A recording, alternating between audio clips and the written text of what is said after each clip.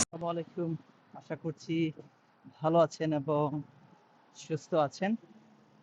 আজকের ভিডিওটা এই জন্যই করছি, আমরা যারা ফ্যামিলি নিয়ে আসতে চাই এই দেশে এমআরএস প্রোগ্রামে, রিসার্চ বা মাস্টার্স প্রোগ্রামে, তাদের জন্য কিছু কথা, অথবা যারা এইটা নিয়ে চিন্তা করছেন যে ফ্যামিলি নিয়ে আসবেন বাট রিসার্চ বেস মাস্টার্স পাচ্ছেন না, তাহলে কি করবেন।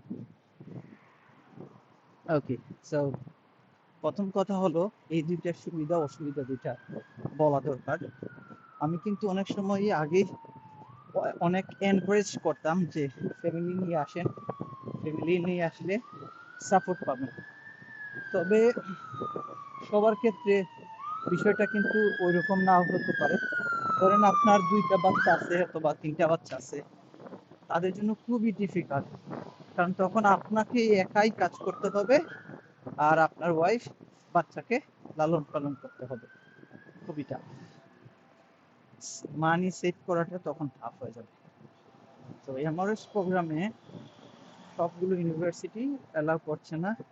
আপনারা জানেন কিছু কিছু university like Hertfordshire, university of Anglia, university of Bolton, university of derby, এই যে ইউনিভার্সিটিগুলো আছে এইগুলো কিন্তু এমআরএস প্রোগ্রাম অফার করছে।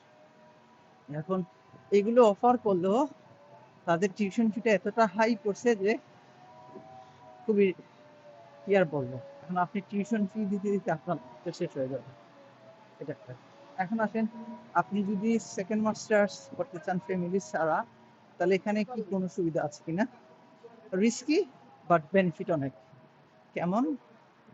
আপনি যদি মাস্টার্স প্রোগ্রামে ইউকেতে আসেন অ্যাজ এ সিঙ্গেল পারসন, তাহলে আপনি এখানে যেটা পাবেন সেটা হচ্ছে আপনাকে 2 দিন ক্লাস করতে হবে, 2 দিন বাদে হচ্ছে 6 দিন।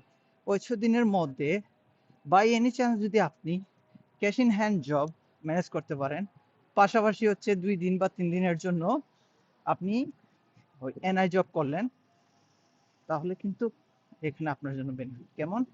এনআই জবে যদি আপনি 318 ঘন্টাও কাজ করেন, এখানে আপনি মোটামুটি 220 থেকে 230 অথবা 240, 240ই বলা যায়, মোটামুটি 1000 পাউন্ড। আর ক্যাশ ইন হ্যান্ড জব আপনি করলেন, আপনি 250 করে ধরলেও আরো 1000 পাউন্ড, 2000 পাউন্ড। আপনার ম্যাক্সিমাম খরচ হবে, যদি আপনি একটু খরচে না হয়ে থাকেন, তাহলে আপনার ম্যাক্সিমাম খরচ হবে 500 পাউন্ড, 1500 পাউন্ড সেভ।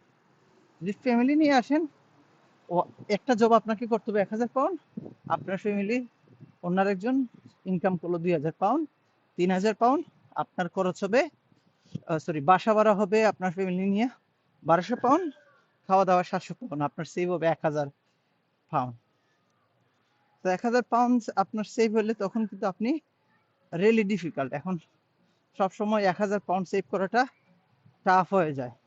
ওকে, যদি একজন ভালো জব না করেন তাহলে চাপ হয়ে যায়। সো এইটাই হচ্ছে সুবিধা অসুবিধা, কেমনে কি করা যায় সেটা আপনি ডিসিশন নেবেন, এবং ফ্যামিলি নিয়ে ফিউচারে কিভাবে থাকবেন সেটার একটা ব্যাপার আছে।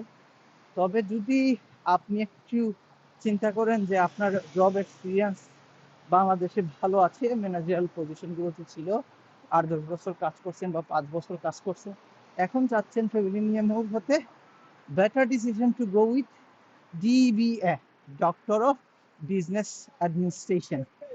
এখানে আসলে 99% আপনার পসিবিলিটি আছে এই দেশে আপনি সেটেলড হয়ে যাওয়া।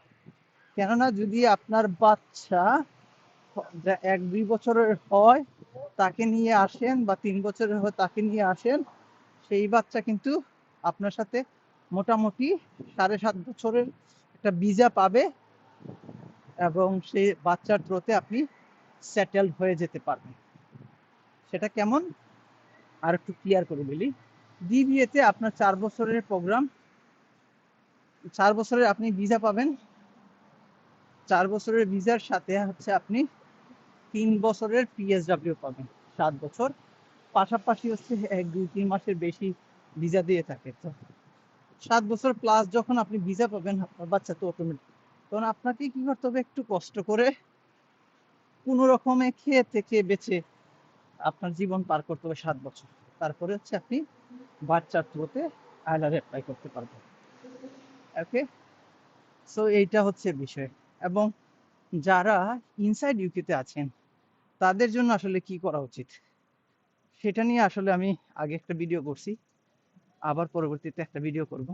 তবে এটা আমি বলে রাখা ভালো, সব ইউনিভার্সিটিতেই কিন্তু অ্যাপ্লিকেশনের চাপ আছে, সবাই কিন্তু অ্যাডমিশন পায় না। সো ডিসিশন নেবেন ভেবে চিনতে। আর অ্যাডমিশন প্রসেস থেকে ধরে যে কোনো ধরনের কোয়েরিজ এবং ফাইল প্রসেসিং সব কিছু আমি করে দিতে পারবো। সো এটা নিয়ে আপনাদের কোনো প্রবলেম হবে না ইনশাল্লাহ। সো এটাই ছিল আজকের ভিডিও। সবাই ভালো থাকবেন, সুস্থ থাকবেন। আসসালামু আলাইকুম।